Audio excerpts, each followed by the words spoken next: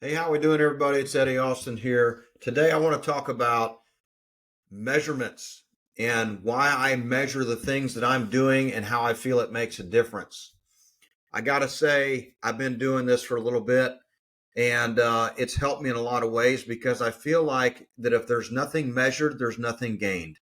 And I also feel like that if we measure everything and just measure it, all data is not good data, and we have to put good data in front of bad data to figure out what we're doing wrong here. So, for instance, here a while back, I did the 3,000 push-up challenge for St. Jude's, and I started that out. I immediately thought, okay, how am I going to do this? It's 3,000 push-ups in 30 days, and how am I going to do it? Well, I decided I was going to do 100 push-ups a day for 30 days. So of course, I could have said, okay, we're just going to do 100 push ups a day. It doesn't matter how long it takes me or when I do it in one setting. That's not important. But it was important to me because I feel like, again, if there was nothing measured, there was nothing to gain. Because what I wanted to do was use this as making an improvement in my life by being able to do 100 push ups in a quick as time as I could, because that would mean that I am getting stronger, I am getting more resilient, and my body is getting acquainted to it. And therefore, I'm improving my stamina in my push ups, everything. But if I never measured it, I would have never known where my shortfalls were. So I believe that if you don't measure it, you don't gain anything from it. You got to have data. So when I think I first started out, I was doing 100 push ups in 20 minutes. And I felt like, okay, that's decent. When I finished, I was doing 100 push ups in about 8 minutes was my best. So constantly I improved. And then there was times that I got to where towards the end that I was actually doing about 150 push-ups in one day, and I was doing that in about 12 minutes.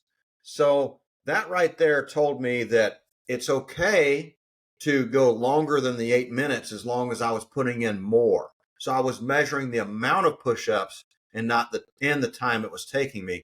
But the difference was is I was putting in more push-ups in a period of time. So then I said, okay, this is pretty cool. How can I extend that to something else? Well, I started a vegan diet. I started losing weight, and I said, you know what? Now's the time to start measuring something else. I was measuring my weight loss per day. And over 6 months, I lost 35 pounds. And I maintained my strength and my agility, and everything was working great. And I'm like, okay, so now that I'm actually coming down in body weight and I'm trying to lower my body mass index, and I want to maintain my strength so I'm stronger at a lower body weight, I started working a lot harder. So I also said, how much weight can I lose and maintain a physique? So I started running, and I thought, you know what? I was down in the department of my cardiovascular system. I felt like that over a period of time, like I couldn't run very far without being out of breath. And that bothered me. I'm like, okay, so let's start running. So I chose to run a mile a day. And I went to what can I measure in this? Now I measure it is a 10-minute mile. That was the standard that I wanted to get to. I didn't start there. I started out, I would run for a little bit, and then I would walk, and then I would jog, and then I would run, and I would go back and forth. And then I got to where on flat I could run a 10-minute mile. Like, okay, so now how do I increase a few things here? So the distance I know is going to stay the same. So I can make it harder by making it less time. So now we're working on, I want to do an 8-minute mile by the end of 2023. But not only do I want to do an 8-minute mile, I want to increase the grade. I want to increase the resistance. So again, I'm going to measure how much resistance I'm going to put on myself, keeping the same time frame. So the mile stays the same. And then the resistance is at 3% grade. And then I want to maintain an 8% or an 8-minute mile. So I want to constantly improve. So I hit my 10-minute mile on flat ground, and then I went to doing like up and down in my resistance. So I started making my resistance harder. And then again, I kept my mile, I made my resistance changes, and then I maintained my 10 minutes. So I've been doing that for a while, and it's really starting to work. So now when I'm on flat ground, I'm down to a 9-minute mile is my best. With a little bit of resistance in there, I've still hit a 9-minute mile, but I can't hit my 8 yet on flat ground. For some reason, it's just a barrier. I'm just being a wuss, I guess. I'm not sure. So that's kind of what I'm doing, and what I feel like when I say that you have to measure things. You have to you have to set a goal, and then you have to measure it to figure out where you're going to go and how you're going to get there, because there's certain steps. And I think that it comes down to taking measurements of those steps to know that you're improving. That's why I feel like that the saying is true that nothing measured, there's nothing gained. Because if you don't have the data of the measurement, what do you have? You have to have data to know how to improve something. So, for instance, I started doing when I started hitting this wall of this 9 minutes and I can't get past it, I started doing a lot more cardio training and keeping my heart rate up, and then doing like forceful hard labor. That way that my body gets acquainted to that. And then I just keep pushing it. So I just keep moving up the treadmill, a 10th of a mile faster and a 10th of a mile faster. Or if I'm out there running, I try and pick up the pace a little bit more. And I just hold that pace for longer and longer and longer. So for instance, if I start out at 6 miles per hour, how long can I hold that? Okay. 2 weeks ago, I was able to hold it for 3 minutes.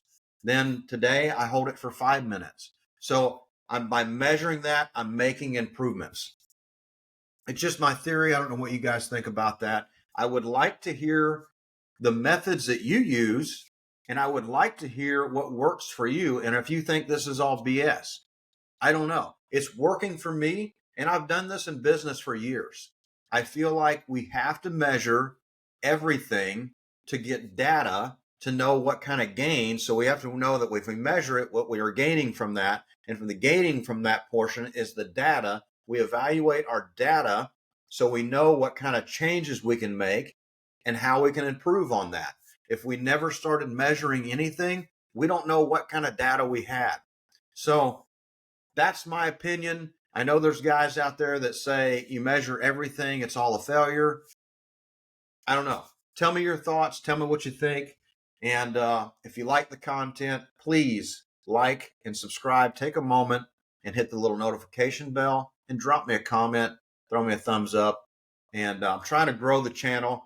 And I want to do something really, really special. If we can get to 100,000 subscribers, I would like to donate $1 million to St. Jude's.